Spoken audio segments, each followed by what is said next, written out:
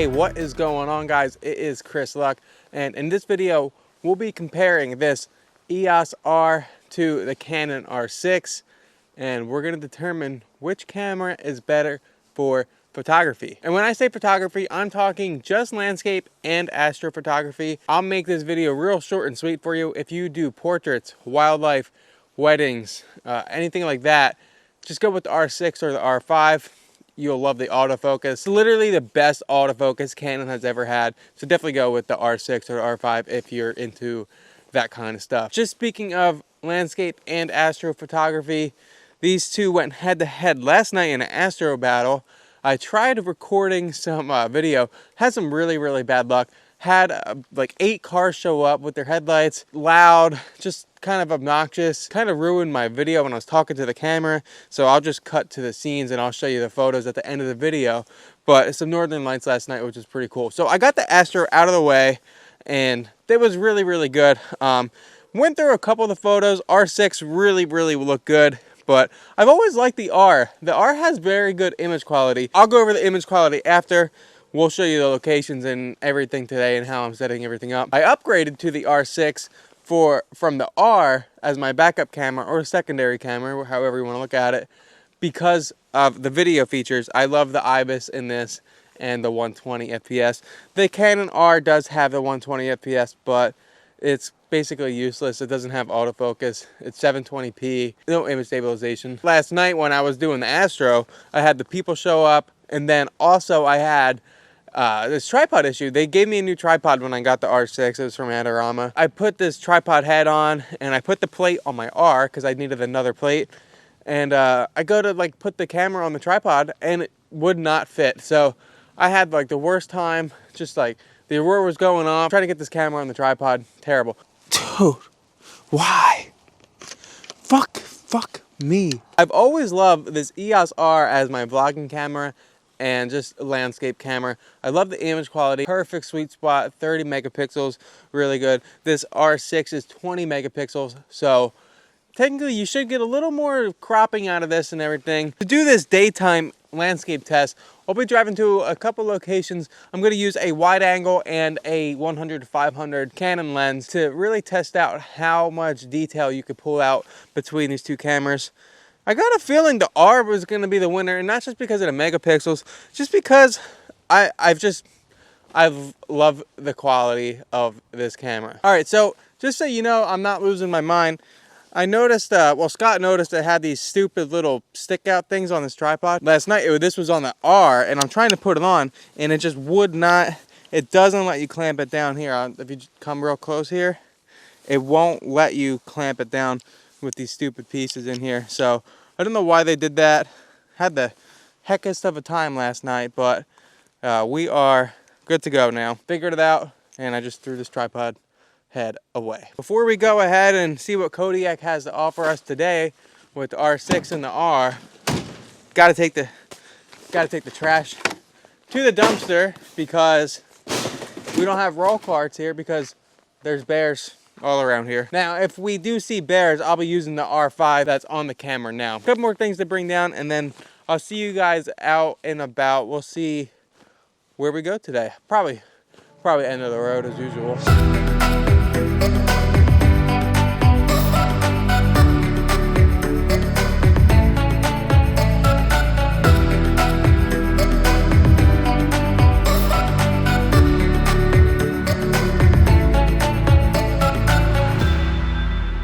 All right, so I'm just setting everything up here. That's the R6 with the 100-500. This is Sheriff. Hey, big guy. Sheriff just turned 1 yesterday. He had a fun day. Photo, let me show you what my composition is looking like. See a car driving by. That's what the composition looks like. I want to get those yellow signs in focus, and then I'm going to compare that in Lightroom with the R. All right, so we are at 500 millimeters, 1/640th, 7.1, 160 ISO. We'll take that photo. What I'll do is I'll just swap these out here. So now we got 2 identical photos at 500 millimeters with the R6 and the R. Now let's do the wide 15 millimeter. See how much detail we can get out of my truck with the license plate. And I'm just gonna take a photo. Now I can just swap these out again. This is a pain. All right, so now I got two comparative photos, 15 millimeters all the way to 500 millimeters. Let's bring it into Lightroom and see what the difference is when it comes to this stuff here. Actually, I realized I wasn't at 15 millimeters. I was at 22 or 21. So, oh, who cares, right? Alrighty, we got you in Lightroom here, and let's just get right into it. On the left is the R6, and on the right is the Canon R. There was a problem. I'll just show you right now. This one thing, when you don't have IBIS, you might have some motion blur.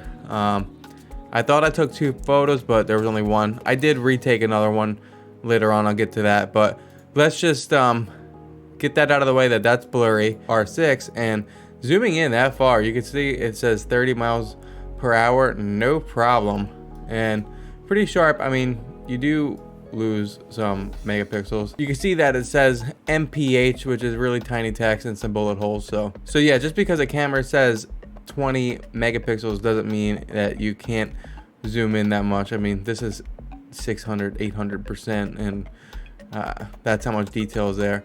Okay, moving on to the wide angle lens here. It's actually captured at 22, 21 millimeters, but let's go ahead and show you the detail here. On the left is R6 again. Let's zoom in quite a bit. We'll do maybe like 500. We'll get right on that license plate.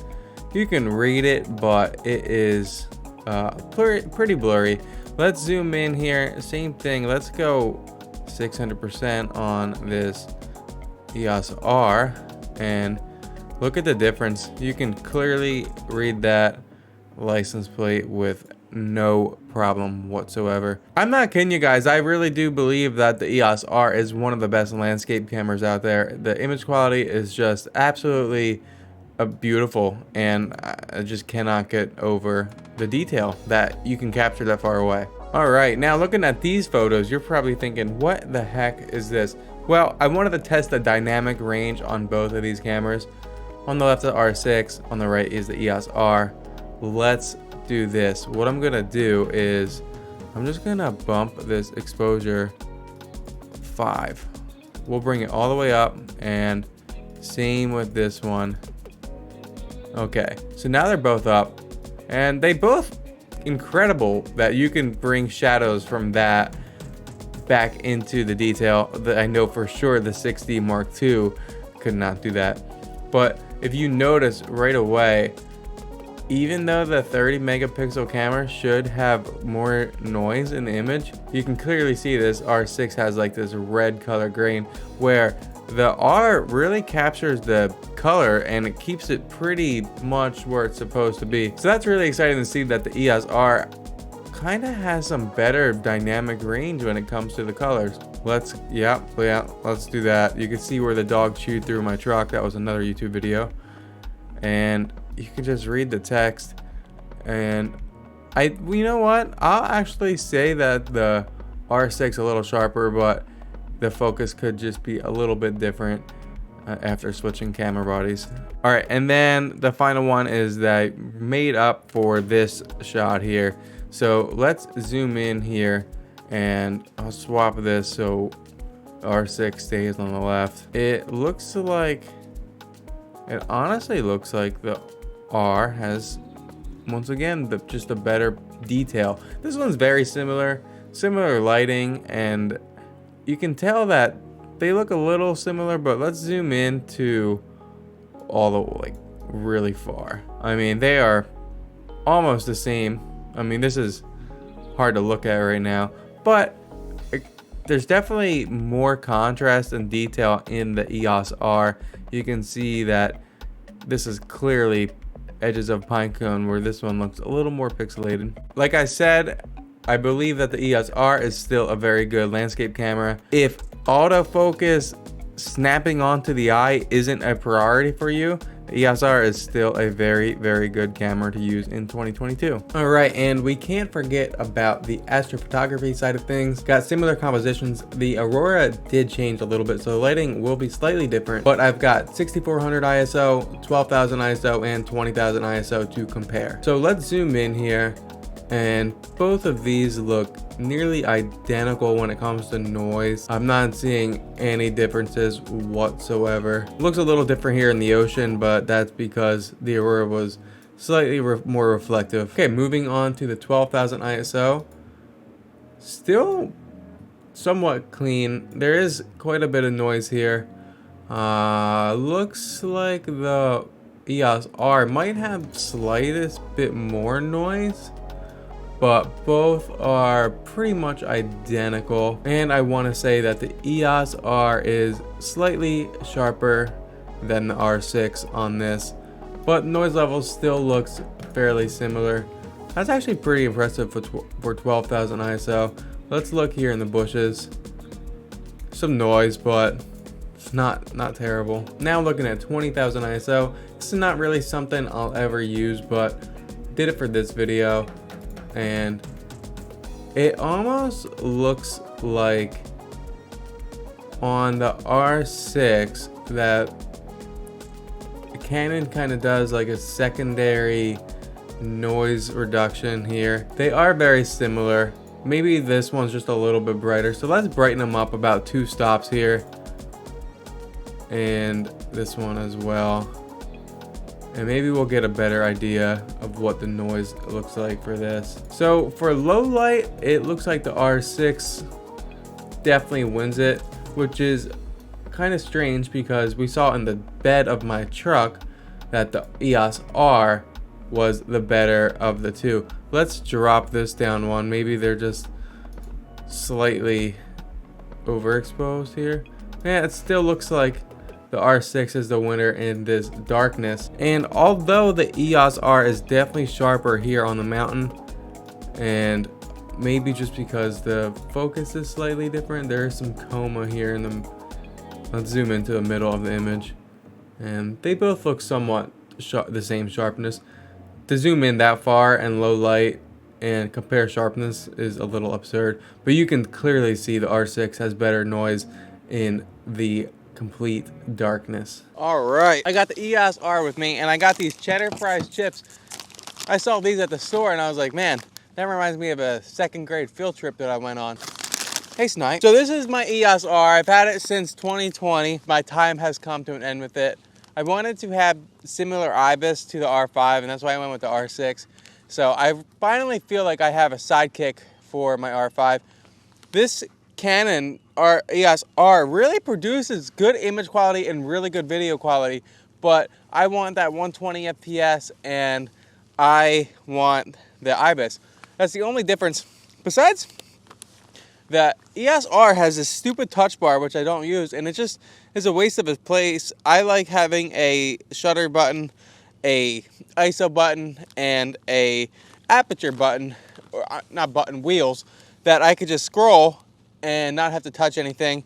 But on this R, I had to hit manual function, and then move it for the ISO to change. So I didn't care for that. But overall, the EOS R is a really good camera. I always was really satisfied with the image quality, and also the dynamic range on the R was really good. I came from the 6D Mark II and I went to the R, and I was so surprised with the dynamic range because the 6D Mark II was really subpar, especially for Astro. But I love this camera for Astro. I've done many time lapses, many photos with it. I'm hoping that the R6 that I'm recording now with lives up to those expectations, but if it doesn't, then oh well. Am I recording? This is the last time you'll see this camera. From now on, it will be a sidekick combination with the R6 and R5. Got a few videos planned with the R6 and R5. You alright, big guy? Oh, there's a bald eagle right next to me. I'm eating lunch underneath a bald eagle. Let me turn the camera around.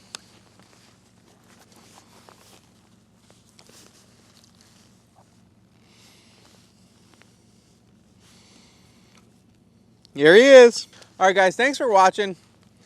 Don't count the EOS R out. Still one of the best landscape cameras out there. 30 megapixels, really good. Autofocus is really good.